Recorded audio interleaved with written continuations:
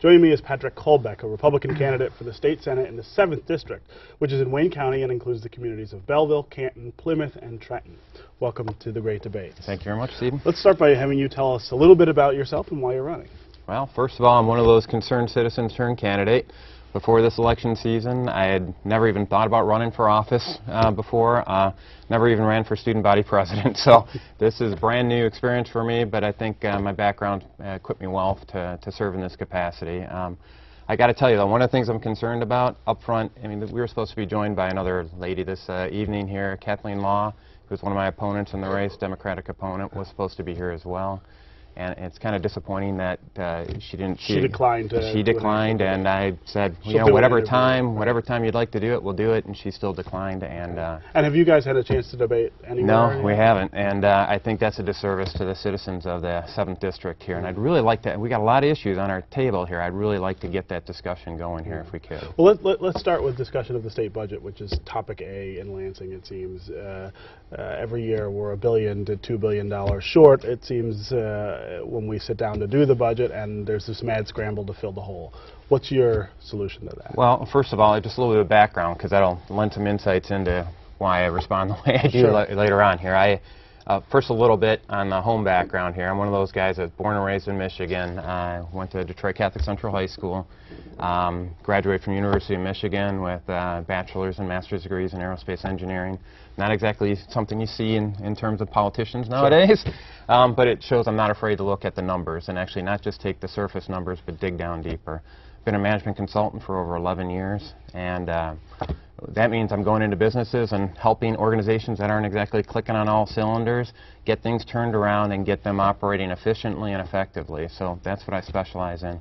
The last 6 years of which I've been doing that as a small business owner myself. So worked with Fortune 500 companies with aerospace, defense, manufacturing, IT, software development, healthcare, across the board. So a robust business experience in that context. So so we've done a lot of balanced budgets in that context. So businesses don't have the luxury of going off and borrowing.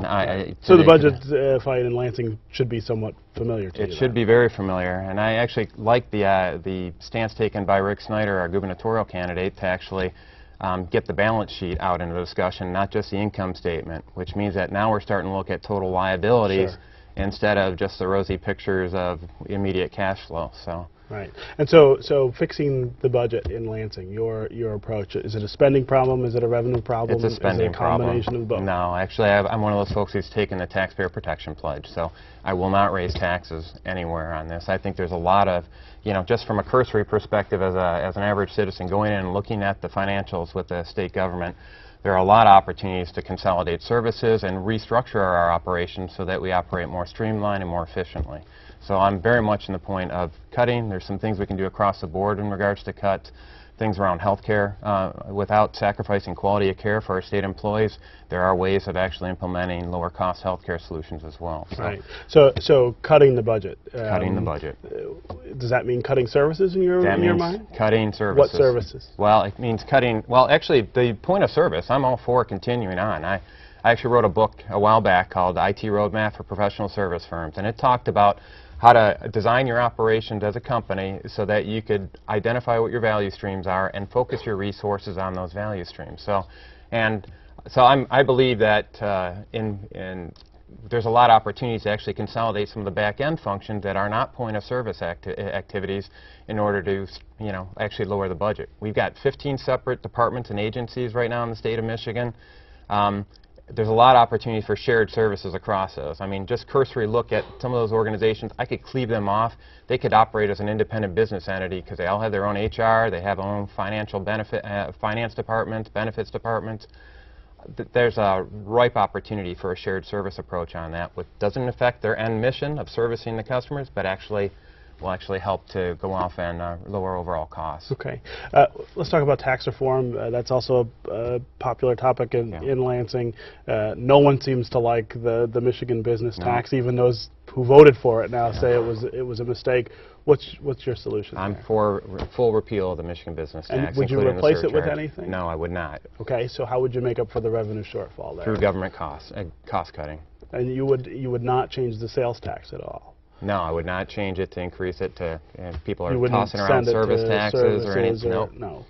So No. you would cut government probably by what? It's about 8.5%. Uh-huh. And when you look at a $42 billion budget we currently have in the state, Right. we're, you Talking know, about between three- MBT, and I'm actually an advocate also of cutting the personal property tax Okay. as well. So Okay. that's about $3.6 billion that needs to be cut. And Okay. so we are looking at, you know, essentially streamlining government operations to actually, I believe, not only though will that help us with our budget deficit, it'll actually help with our service delivery of services out in the government too, because there's going to be less red tape in the background as well. Okay.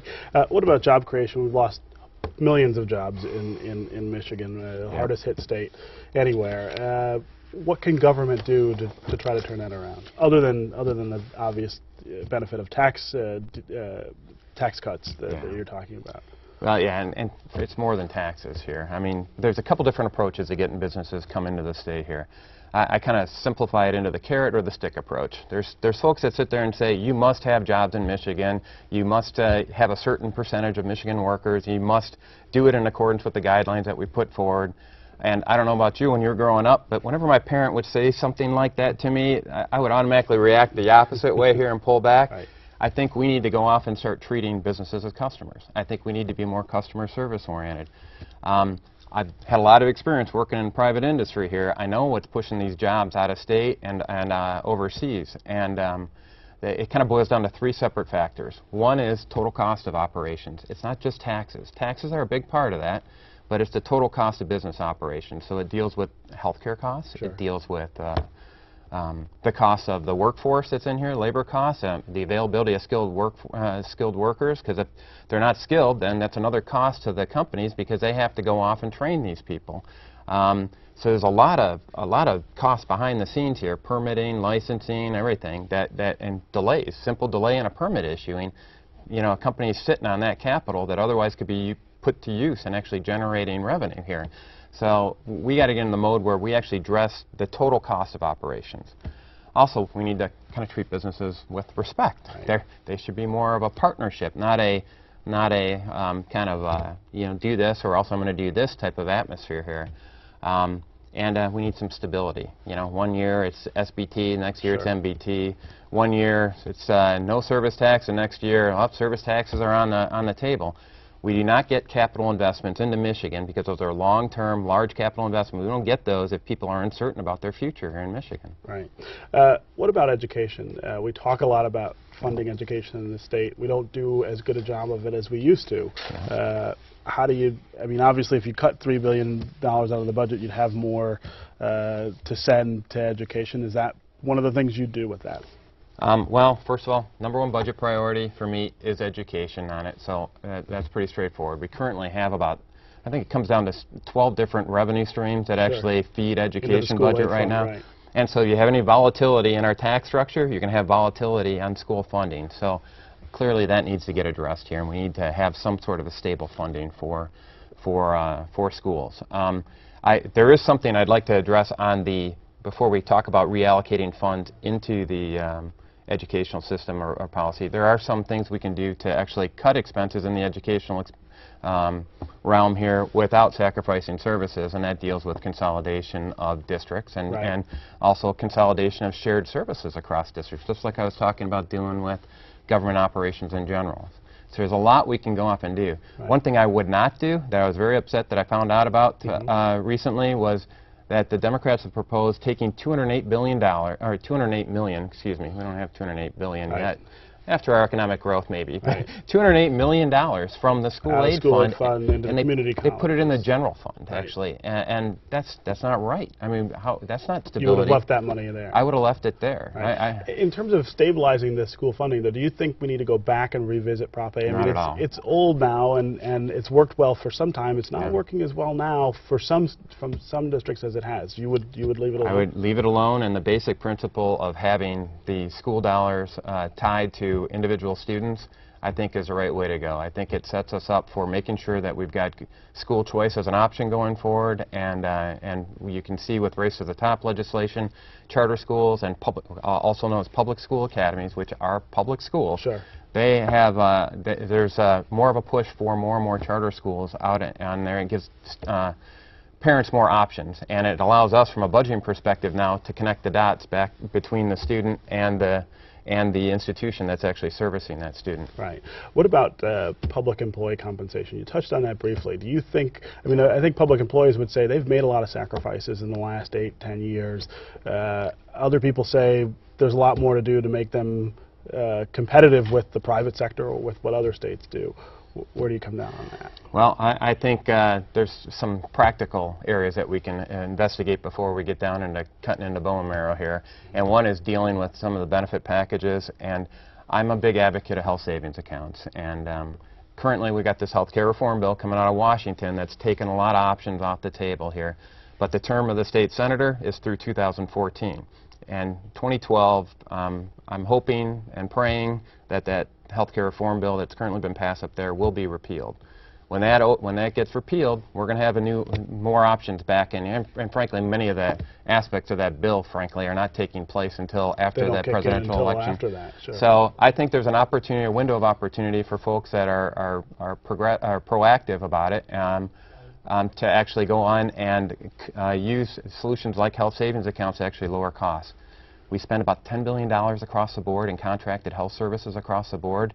If you took 10% out of that, we're talking serious change here. That's $1 billion. So that's a lot of room to make up some differences in the budget. We've got about a minute left. Quickly, what about compensation for legislators, compensation and benefits? Should they be making a sacrifice too? Well, from what I understand, they've already started out on that path. I mean, so when I come in, it's going to be 10% lower than the compensation that they're receiving right now.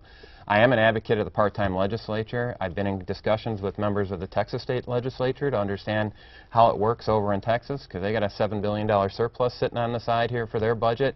Not a bad model to pursue instead of deficits here. So I'm an advocate of looking into that for sure. Okay. Well, thank you for being